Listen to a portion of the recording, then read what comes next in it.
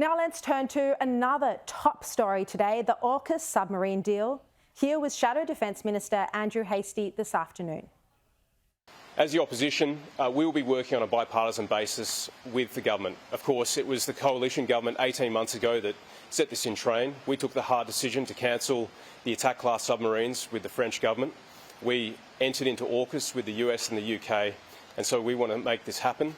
And, of course, tomorrow morning we'll be very interested in the timing of this, how long it will take to get those first Virginia-class submarines, how long it will take to build the joint submarine with the UK, and, of course, we're also going to be looking for significant budget investment. The Prime Minister said this will cost $200 billion, and we know that money doesn't grow on trees. This will take some hard choices, and it's important that we make clear that we're going to work with the government bipartisanly in making sure that we can deliver these submarines. Now, Australia's new nuclear submarine program will be led by a standalone group inside Defence that will oversee the acquisition and building of up to 5 US-built Virginia-class subs and a new fleet of British-designed boats. Sky News this afternoon revealed that the plan has no dollar figure and that short-term costs will be detailed.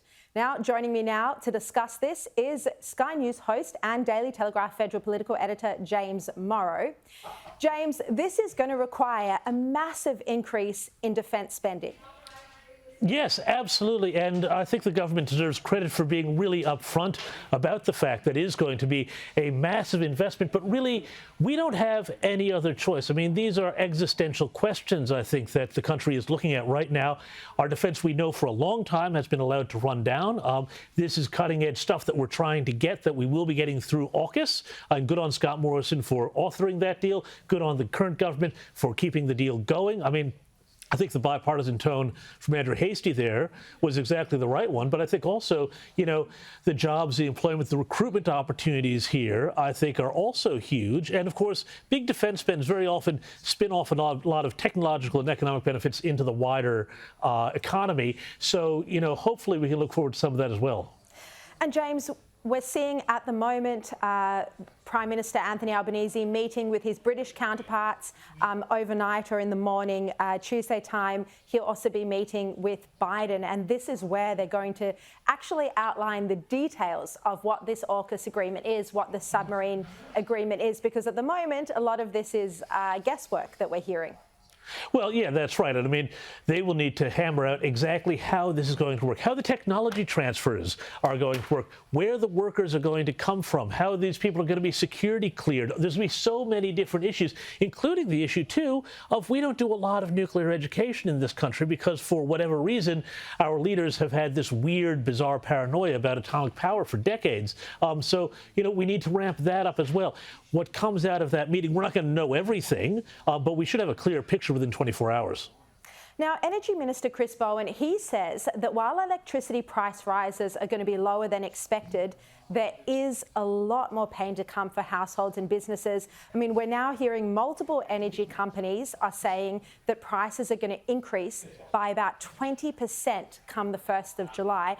James, I think the federal government is going to be under a lot of pressure here. People will remember clearly the messages that they sent during the election campaign just less than a year ago. They promised power bills would be lower, but we are now looking, come July, 20% rises. This is on top of 10 consecutive interest rate rises. Yeah, and on top of all of the other power price rises that we've seen before. And also, Sharri, something else viewers should be alert to, there are now power companies, I know of at least one here in New South Wales, and I suspect others will be doing the same thing, that are looking to get rid of things such as discounts for paying on time and basically doing things that are de facto price increases by, you know, eliminating discounts and that sort of thing. They're looking to carve as much money as they can out at the same time as Labor is deliberately running down coal and gas in this country. You know, they say renewables are the cheapest. Well, they're not when you have to rely on them and batteries and all sorts of other things to create your peak power when demand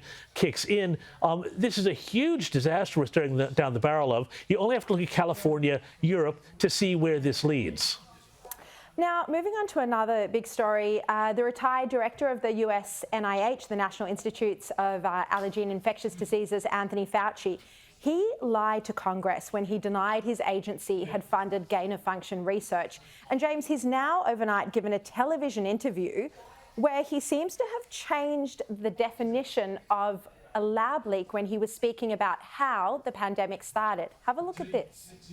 A lab leak could be that someone was out in the wild, maybe looking for different types of viruses in bats, got infected, went into a lab, and was being studied in the lab, and then it came out of the lab. But if that's the definition of a lab leak, Jim, then that still is a natural occurrence.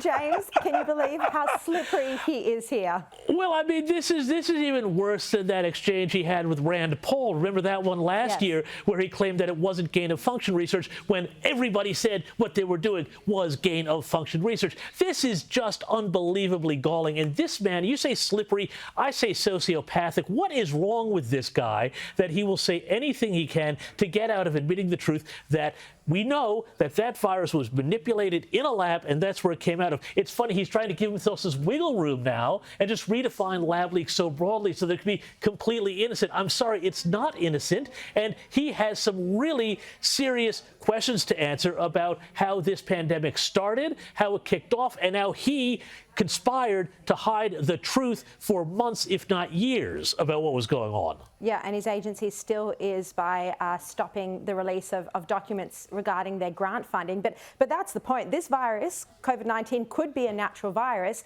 but the point is, how did it get to Wuhan and then, of course, spread around the world? Now, I want to ask you, Costa Zoo's son, Tim, has followed in his father's footsteps, James, with this extraordinary fight over the weekend. Look, this is an amazing thing. Australians know Costa Zoo. He's a familiar face. And now to see his son winning a match like this, it's quite something. Well, I mean, it is something. It's, you know, I guess talent runs in families. So good on the Zoo family. That's all I can say about it.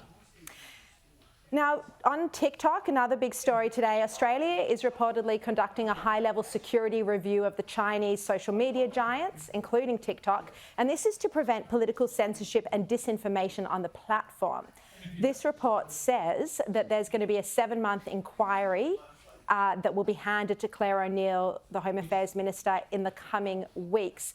Look, James, are we actually, do you think, going to look at a ban of TikTok? I don't see realistically how the federal government could do that when there are millions. I mean, we wouldn't even know how many Australians, but there are millions and millions of people, young people, globally on this platform.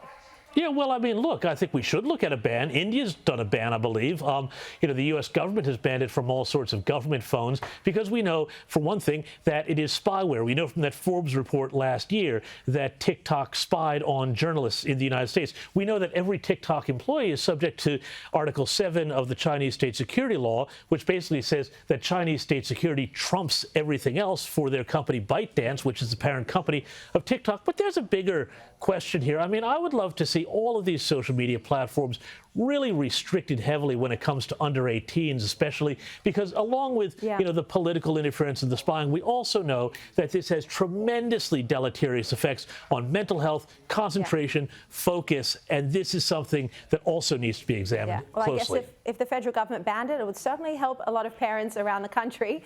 Lastly today, James, the Oscars were on. Who have been the major winners? Well, look, I mean, all sorts of things have been upsets. You know, we expected that Cate Blanchett would do really well with Tar, and yet Jamie Lee Curtis, I would say she's the big winner. Her whole career, she hadn't won an Oscar. She had a great, phenomenal career, and, you know, there she goes. She's picked one up tonight. This film I'd never heard of before about everything happening all at once. I think that's the name of it.